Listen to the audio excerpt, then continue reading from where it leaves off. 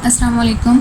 आज हम पढ़ेंगे कि रिवर्स एरे यूजिंग स्टैक। ठीक है, स्टैक की मदद से हम अपने एरे को रिवर्स कैसे कर सकते हैं। अगर आपसे कोई पूछे ना स्टैक क्या होता है, आपने बताना है कि ये लीफो प्रॉपर्टी को यूज़ करता है, लीनियर डाटा स्ट्रक्चर है और जो one of the most well known application है ना स्टैक की, वो यही है कि किसी चीज़ को हमने रिवर्स करना हो ना, तो उसके लिए हम स्टैक को यूज़ करते हैं। कैसे, ये देखें, अगर हम ये एक स्टैक है, इसके अंदर हमने कोई भी एलिमेंट पुश कराए हैं, ठीक है, लाइक 5 पुश कराया, फिर 3, फिर 2, फिर 1 या 4, ठीक है, ये पुश कराया है।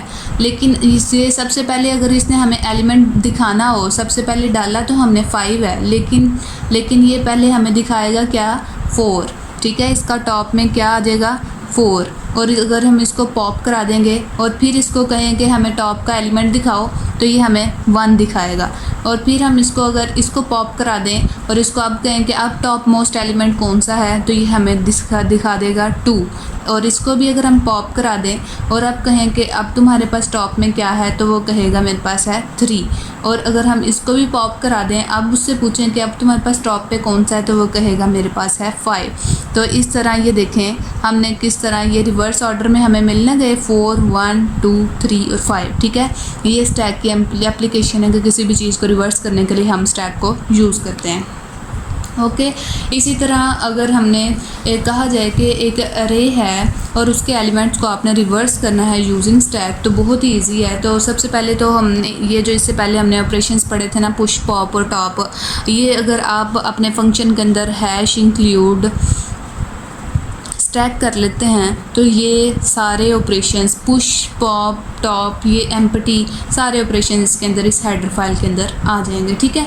और अगर हमने चूँकि ये कोर्स DSA का करना है यूजिंग टेम्पलेट, तो मैं आपको टेम्पलेट के अकॉर्डिंग ही स्टार्ट कराऊंगी ताकि आपके लिए इजी रहे। तो हमने टेम्पलेट के अकॉर्डिंग करना है, तो सबसे पहले लिख लेंगे टेम्पलेट कैसे लिखते हैं। टेम्पलेट क्या काम करती है कि हम जैसे कि इसको कोई भी किसी भी किस्म की डाटा टाइप का डाटा दे दिया जाए, तो ये हमें उसी के अकॉर्डिंग प्रोसेसिंग कर देते हैं। हमें स्पेसिफाई नहीं करना पड़ता कि हमने भाई फ्लोट लेना है, इंटीजर लेना है, कौन सा, ठीक है। तो टेम्पलेट क्लास, आप टेम्पलेट का नाम कुछ भी रख सकते हैं, ठीक, रख लिया, ठीक है। उसके बाद अगर हम एक क्लास बना रहे हैं कोई भी, लाइक अगर हम स्टैक की क्लास एक बना रहे हैं, तो उसके अंदर हम एक फ़ंक्शन बनाएंगे जो कि स्टैक को हमें रिवर्स करके देगा। तो हम फंक्शन कैसे बनाते हैं, लाइक वॉइड रिवर्स रख लो, रिवर्स स्टैक, ठीक है। ये अगर हम एक फ़ंक्शन बना रहे हैं, तो इस फंक्शन को क्या चाहिए, एक एरे को रिवर्स करके देगा, तो इसको एक चाहिए होगी इंटीजर टाइप का या किसी भी टाइप का। तो हमने चूँकि यहाँ पे टाइप ये ले ली हुई है, तो टी टाइप का एक एरे लेगा और टी टाइप का एक ये साइज़ लेगा। जैसे ही हमने किसी एरे को फंक्शन में पास कराना हो ना, तो आपने ये याद रखना है कि हम एरे के साथ उसका साइज़ ज़रूर पास कराते हैं और यहाँ पे हम डाटा टाइप ये ज़रूर स्पेसिफाई कराते हैं। और ये टी क्या इंडिकेट कर रहा है कि इसकी डाटा टाइप ये है, ठीक है। और अगर हमने ये देखें, ये हमने हेडर फाइल इंक्लूड की है, तो ये कैसे हम स्टैक बनाते कैसे हैं, मेमोरी के अंदर वो बनाते कैसे हैं, वो ऐसे बनाते हैं कि अगर हम लिखते हैं स्टैक किस टाइप का बनाना चाह रहे हैं, इंटीजर टाइप का हम स्टैक अगर लेट्स सपोज बनाना चाह रहे हैं, तो उस स्टैक का नाम भी रख दो। ये हमने स्टैक बना लिया। स्टैक का कीवर्ड लिखना है, साथ में किस टाइप का आप बना रहे हो, इंटीजर टाइप का, और साथ में स्टैक लिख दिया, ठीक है। अब इसके अंदर एरे के एलिमेंट्स जितने भी आ रहे हैं वहाँ तक हम इसका लूप चलाएंगे कि सारे एरे के एलिमेंट्स को रीड करें, int i is equal to 0, i less than size तक, उसके बाद i को प्लस करते, ठीक है। ये क्या काम कर रहा है, इसके पास जो भी एरे आई है ना, लेट्स सपोज हमारे पास एरे है ये 1, 2, 3 and 4 and 5, ठीक है, ये एरे है। तो ये लूप कहाँ तक चलेगा, उसके साइज़ तक। इसका साइज़ क्या है, 4, ठीक है, 0, 1, 2, 3, 4। इसके साइज़ से लेस देन रहेगा। और इसी तरह ये सारी एरे को रीड कर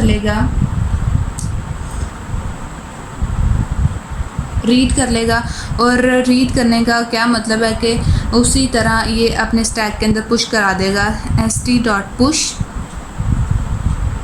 st.push array of I। इसका क्या मतलब है, इसका मतलब है कि स्टैक के अंदर पुश करा दो array of I। सबसे पहले I क्या है, 0th इंडेक्स पे। अच्छा, हम इसको ना दोबारा से लिखते हैं कि फॉर लूप से हम स्टार्ट करेंगे, ये एरे को रीड करेगा, आपको बहुत अच्छी से समझ आ जाएगी इंशाल्लाह।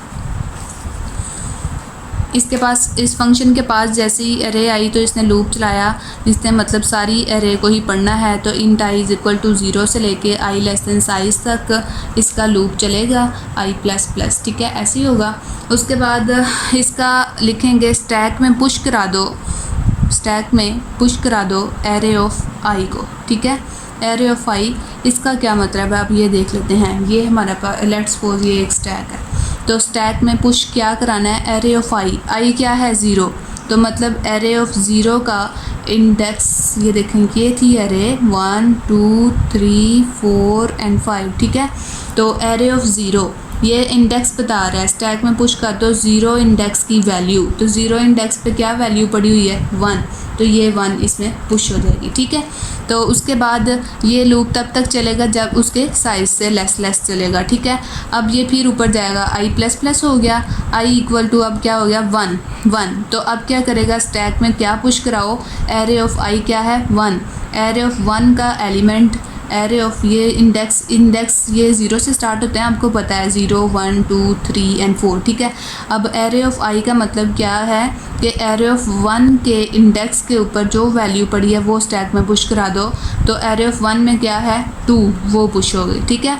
इसी तरह आई हो जाएगा अगेन 2, अब एरे ऑफ 2 स्टैक में पुश करा दो st.push, ठीक है। ये st.push ये फंक्शन है, इसके अंदर जब भी फंक्शन लिखते हैं तो ब्रैकेट्स लगाते हैं।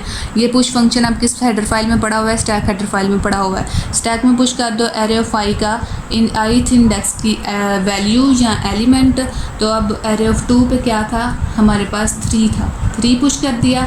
इसी तरह आई इंक्रीज़ हुआ तो हमारे पास आई 3 हो गया, तो 3 पे कौन सी वैल्यू है 4 है। उसके बाद आई क्या हो गया